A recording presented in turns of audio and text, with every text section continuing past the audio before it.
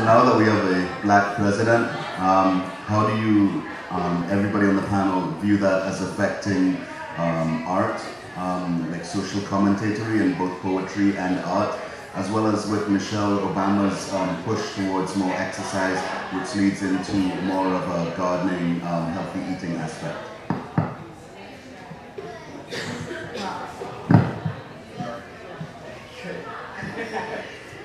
I mean, I feel like since we have a black president now, it's going to be pretty much exactly the same as ever with art. I mean, art is an expression of how you feel and voicing an opinion and voicing a point. And everybody's going to have a different point forever. No one is really going to agree fully on a subject, period. Art, there are going to be some artists who completely disagree, and their art is going to be based on that. And there are artists who are going to be liberated through it, and their art will be with that. And so it just is, you know, a reflection of how that person is feeling or how that community is feeling. So I think it's going to be the same. I don't know how things are going to change with a black president, because it's still based on how well you communicate to someone else. I feel like from this panel, one of the underlying themes is, are we communicating in the different methods that we choose to communicate? One is through race, putting people together, one is through art, one is through community gardening, and one is to try to communicate scientific concepts. So whoever's the best at communicating will always be the one who's at the forefront of whatever we're trying to strive for. And that's difficult because those things vary. What do you think? Let's see.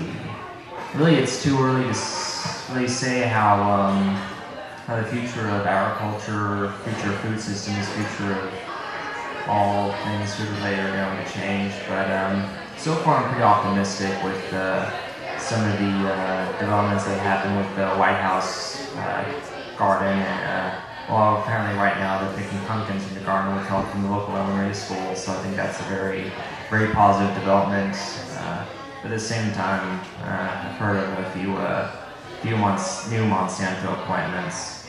But right now, I'm very optimistic about the future. I think that this is going to be a change in the right direction, and I can't wait to see what happens.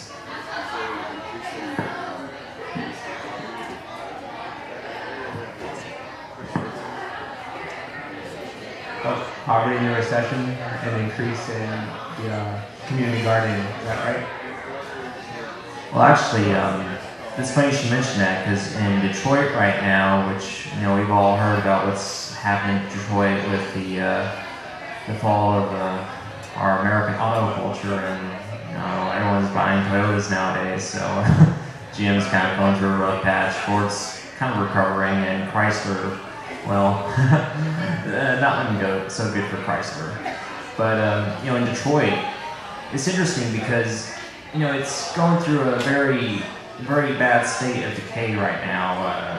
You know, a lot of Detroit is blighted, it's contracting. You know, in the middle of it is basically just a giant burned out, you know, hole of decay. But at the same time, there's this great sense of optimism in that people are, you know, going out, they're finding these vacant lots, and you know, no one's caring for them, so they're just going out there, reclaiming them and turning them into not only community gardens, but also urban farms, which are essentially, in a sense, a lot like a community garden, except that, you know, in this case, it's not really meant as a means of interaction, and I guess, well, it's just cooperating to improve your livelihood in the form of not only procuring your own fresh, wholesome fruits and vegetables, but also, you know, procuring a livelihood in the form of selling these fruits and vegetables to members of the local community, and that way, you know, it's extra income that you can use for whatever purpose. I'm really interested to see where it could take off. Apparently there's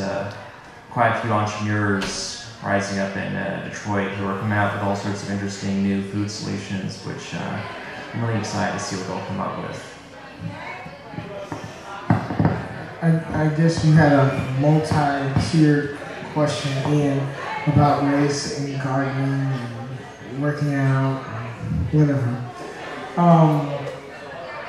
I think as far as Obama goes, there are major pros and cons to his skin color and the impact that that will have.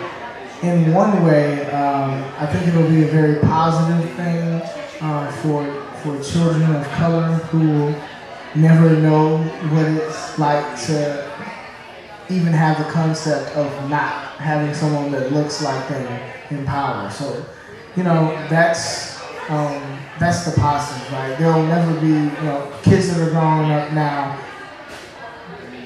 whether they're Latino or Black or Asian, they won't even think that that's something that they can't do, right? So that kind of barrier, that's positive. On the negative side is this idea that now everything's okay, right? Like, we don't have to talk about race anymore because someone that is dark-skinned is president is a ridiculous concept. So I think that's the problem there. I was going to take it further by saying race will still be important, not because, like, if you think about eugenics, when they change eugenics, they change it to genetics. And there's a book out there that talks about when they changed it from eugenics to genetics called War Against the Weak.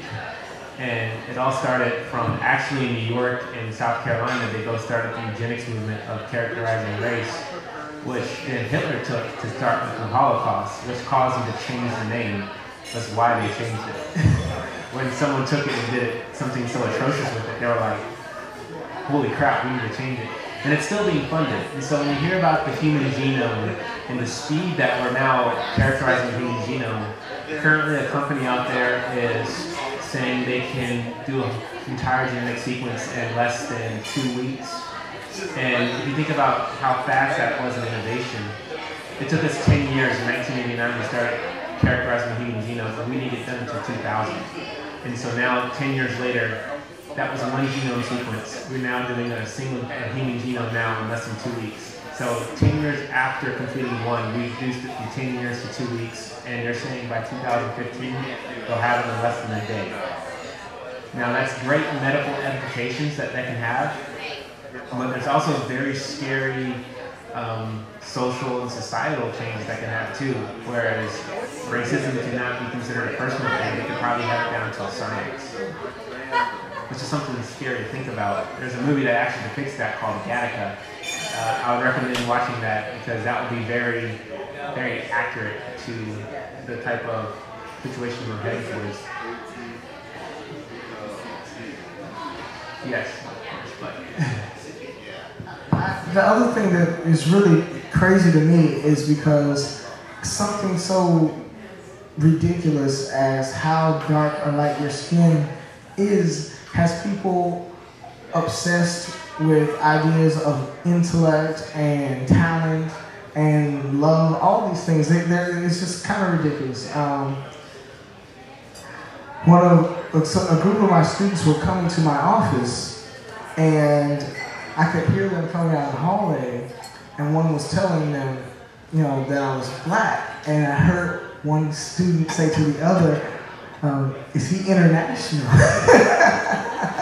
As if, if he's black and he's like, from Africa or something, that explains why he has a PhD. But if he's from America, then it's not, we can't understand that, right? Or, so I thought that's kind of funny. But then, I myself had to, just say some things to people in family and other places because there tends to be a lack of consistency with all people. It's just hypocrisy. There is racism, and I know one of the things, and it's not playing the race card, black people are very sensitive to the issue of race, and they're always angry every time they see something that is racist. It's true, and a lot of it is, but the point I had to make to some of my black friends is we have to be morally consistent too. And I made a decision a couple of years ago because there was this period in time where I said, hey, I'm only going to marry someone black, period. Whatever. And then I came to the conclusion that that was a racist standpoint. It was. Because I said, look, if you meet someone, and we all have our lists, right? And if you say, you know, this person has a great personality, I'm happy with this person's funny, this person can dress nice, whatever your standards are. And they meet all these different things, and then, but they're not black.